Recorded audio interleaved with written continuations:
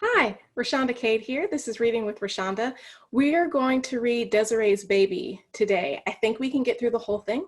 It's a short story by Kate Chopin. Kate Chopin was an American author. She was born in 1851 in St. Louis. She grew up in St. Louis, so that gives her a special place in my heart. She married and moved to New Orleans, and then after her husband died, she really began her writing career. She's a fantastic writer. If you've read The Awakening, it's by her, and many short stories that I like quite a lot. She died in 1904 in New Orleans, not having received a ton of recognition for her writing, but as often happens, she became much more popular posthumously. She was a woman with a great sense of independence, and she liked to do things in her own way, in her own time. And you see that in her writing. So today we're going to read Desiree's Baby. Like I said, I think we should get through the whole thing today. And I'll start. Desiree's Baby by Kate Chopin. As the day was pleasant, Madame Valmondé drove over to L'Abri to see Desiree and the baby.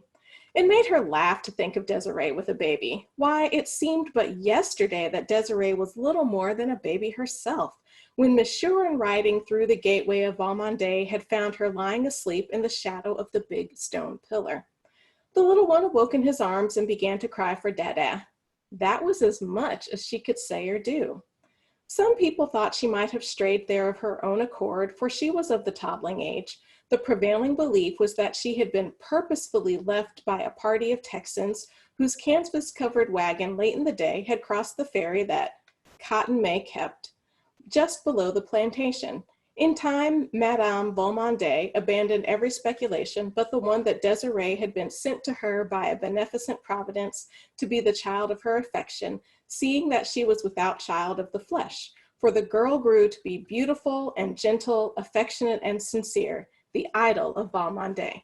So Desiree is an adult now, and she has just had a baby, and Madame Valmondé, her adopted mother, is going to see her. So this was just an account of how Madame Valmondé got to be Desiree's mom. They found her, she and her husband found her, and they kept her. And they like to think that it was God who sent her to them. So I'll keep reading. It was no wonder when she stood one day against the stone pillar in whose shadow she had lain asleep 18 years before, that Armand Aubigné, riding by and seeing her there, had fallen in love with her. That was the way all the Aubignés fell in love, as if struck by a pistol shot. The wonder was that he had not loved her before, for he had known her since his father brought him home from Paris, a boy of 8, after his mother died. The passion that awoke in him that day, when he saw her at the gate, swept along like an avalanche or like a prairie fire or like anything that drives headlong over all obstacles. Monsieur Valmondé grew practical and wanted things well considered. That is, the girl's obscure origin. Armand looked into her eyes and did not care. He was reminded that she was nameless. What did it matter about a name when he could give her one of the oldest and proudest in Louisiana? He ordered the Corbel, I have no idea what that is, and it's French. I'm probably saying it wrong. He ordered the Corbel from Paris and contained himself with what patience he could until it arrived. Then they were married. Madame Valmondé had not seen Desiree and the baby for 4 weeks. When she reached L'Abri, she shuddered at the first sight of it, as she always did. It was a sad-looking place, which for many years had not known the gentle presence of a mistress, old Monsieur Aubigné having married and buried his wife in France, and she having loved her own land too well ever to leave it. The route came down steep and black like a cowl, reaching out beyond the wide galleries that encircled the yellow stuccoed house. Big solemn oaks grew close to it, and their thick-leaved, far-reaching branches shouted it like a pall. Young Aubigné's rule was a strict one, too, and under it his Negroes had forgotten how to be gay, as they had been during the old master's easygoing and indulgent lifetime. All right, so it gets more interesting. Desiree and her husband live on a plantation that is a little kind of scary, and her husband is a harsh master, and the slaves had been used to an indulgent master before him. Let's keep reading. The young mother was recovering slowly and lay full length in her soft white muslins and laces upon a couch. The baby was beside her upon her arm, where he had fallen asleep at her breast. The yellow nurse woman sat beside a window, fanning herself. So the yellow nurse woman is probably somebody we would call a mulatta, based on some of the other things that we've read, right? We've read about Clotel and Fredo and Our Nig. We've read, what else did we read? I know we read something else. Oh yeah, we read Running 1,000 Miles for Freedom, where Ellen Craft looked like a white person. So we have continuing this trope of mulatta women who have parentage that is both white and Black, often more white. All right, I'll keep reading. Madame Valmondé bent her portly figure over Desiree and kissed her, holding her an instant tenderly in her arms. Then she turned to the child. "This is not the baby," she exclaimed in startled tones. French was the language spoken at Valmondé in those days. "I knew you would be astonished," laughed Desiree, "at the way he has grown. The little cochon de lait. Look at his legs, Mama, and his hands and fingernails. Real fingernails. Zandrine had to cut them this morning. Isn't it true, Zandrine?" The woman bowed her turbaned head majestically. "Merci, madame." I just have to stop and say that she bowed her turbaned head. So there was a law in New Orleans back in the 1800s that Black women had to walk around with head wraps. I totally know what the chignons, T-I-G-N-O-N, tignons. They had to walk around in head wraps called tignons. Some say it was to distinguish them from the white women, that they looked so much like. All right, so anyway, she has on a tignon, a head wrap. And the way he cries, went on Desiree, is deafening. Armand heard him the other day as far away as La Blanche's cabin. Madame Valmondé had never removed her eyes from the child. She lifted it and walked with it over to the window that was lightest. She scanned the baby narrowly, then looked as searchingly at Zandrine, whose face was turned to gaze across the fields. Yes, the child has grown, has changed, said Madame Valmondé slowly as she replaced it beside its mother. What does Armand say? Desiree's face became suffused with a glow that was happiness itself. Oh, Armand is the proudest father in the parish, I believe, chiefly because it is a boy to bear his name, though he says not, that he would have loved a girl as well. But I know it isn't true. I know he says that to me. And Mama, she added, drawing Madame Valmondé's hand down to her and speaking in a whisper, he hasn't punished one of them, not one of them since the baby is born. Even Négrillon, who pretended to have burnt his leg that he might rest from work, he only laughed and said Négrillon was a great scamp. Oh, Mama, I'm so happy, it frightens me. So Armand, her husband, is so excited about this new baby that he's being nice to his slaves. What? And Desiree is so happy, it frightens her. I don't know if I've ever been so happy that it frightens me. Have you? What Desiree said was true. Marriage and later the birth of his son had softened Armand Aubigné's imperious and exacting nature greatly. This was what made the gentle Desiree so happy, for she loved him desperately. When he frowned, she trembled, but loved him. When he smiled, she asked no greater blessing of God, but Armand's dark, handsome face had not often been disfigured by frowns since the day he fell in love with her. Armand's dark, handsome face. In 19th century literature, you have to stay attuned to all color cues, all of them. When the baby was about 3 months old, Desiree awoke one day to the conviction that there was something in the air menacing her peace. It was at first too subtle to grasp. It had only been a disquieting suggestion, an air of mystery among the Blacks, unexpected visits from far-off neighbors who could hardly account for their coming, then a strange and awful change in her husband's manner, which she dared not ask him to explain.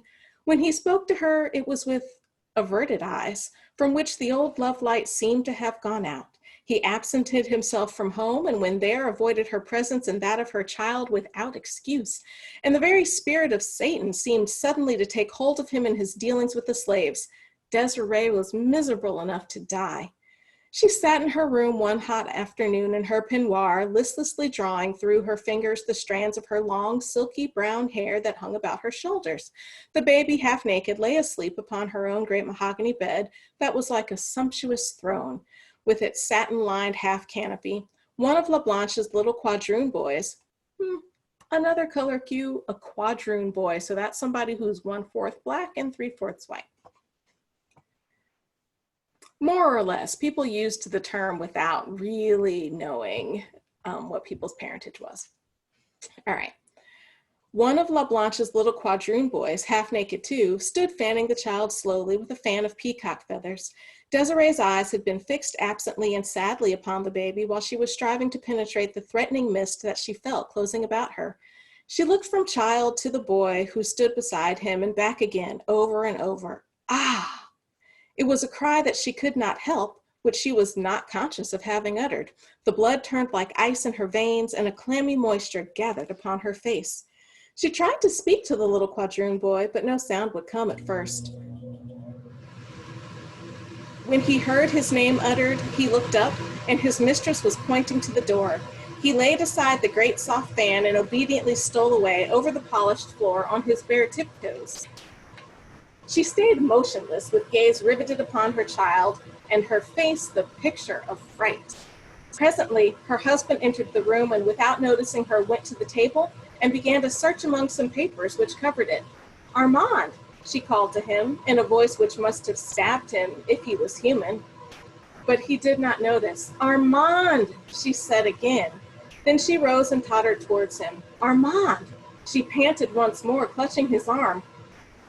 "Look at our child. What does it mean? Tell me."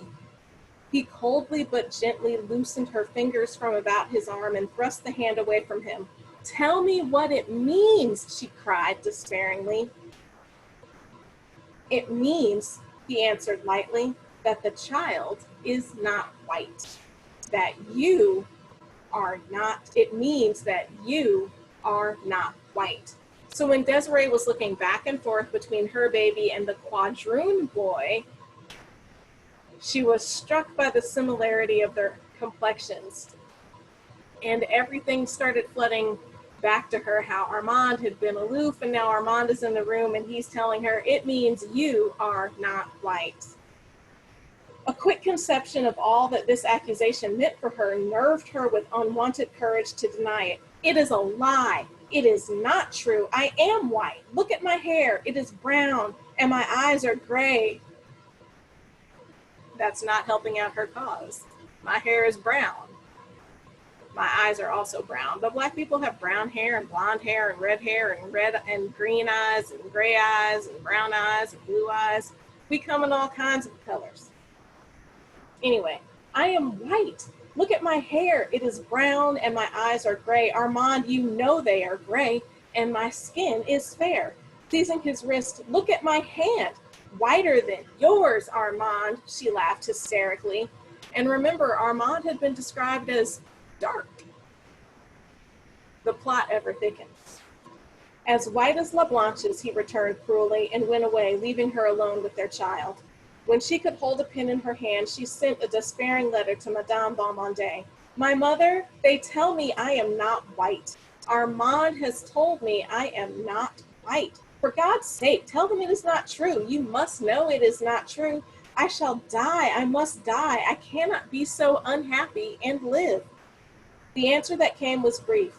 "My own Desiree, come home to Valmondé, back to your mother who loves you. Come with your child." When the letter reached Desiree, she went with it to her husband's study and laid it open upon the desk before which he sat. She was like a stone image, silent, white, motionless after she placed it there. In silence, he ran his cold eyes over the written words. He said nothing. "Shall I go, Armand?" she asked in tones sharp with agonized suspense. "Yes, go." "Do you want me to go?" "Yes, I want you to go."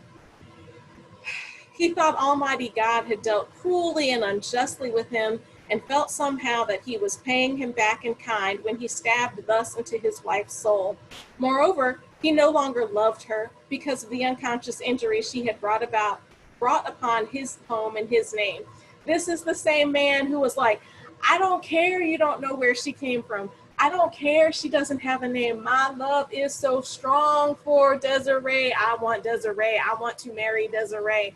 And now he finds out, and notice we don't know how he found out that Desiree might not be might not be white. They looked at the kid is a little dark, and he just decided that Desiree wasn't white. Maybe he's the one who's not white. He's darker than she is. All right. She turned away like one stunned by a blow and walked slowly towards the door, hoping he would call her back. Goodbye, Armand, she moaned.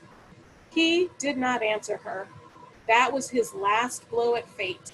Desiree went in search of her child. Sandrine was pacing the somber gallery with it. She took the little one from the nurse's arms with no word of explanation and, descending the steps, walked away under the live oak branches. It was an October afternoon. The sun was just sinking. Out in the still fields, the Negroes were picking cotton. Desiree had not changed the thin white garment nor the slippers which she wore.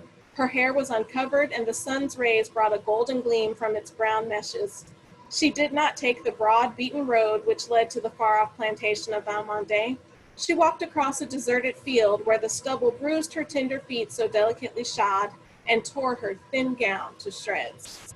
She disappeared among the reeds and willows that grew thick along the banks of the deep, sluggish bayou, and she did not come back again. Some weeks later, there was a curious scene enacted at L'Abri. In the center of the smoothly swept backyard was a great bonfire. Armand Aubigné sat in the wide hallway that commanded a view of the spectacle, and it was he who dealt out to half a dozen Negroes the material which kept the fire ablaze. A graceful cradle of willow, with its dainty furbishings, was laid upon the pyre, which had already been fed with the richness of a priceless layette. So he's burning all the baby's things. Then there were silk gowns and velvet and satin ones added to these, laces too, and embroideries, bonnets and gloves, for the corbel had been of rare quality. Oh, okay, so the corbel is like a trousseau. So he had purchased things, embroidery, bonnets, gloves, whatnot, for Desiree as part of their marriage contract.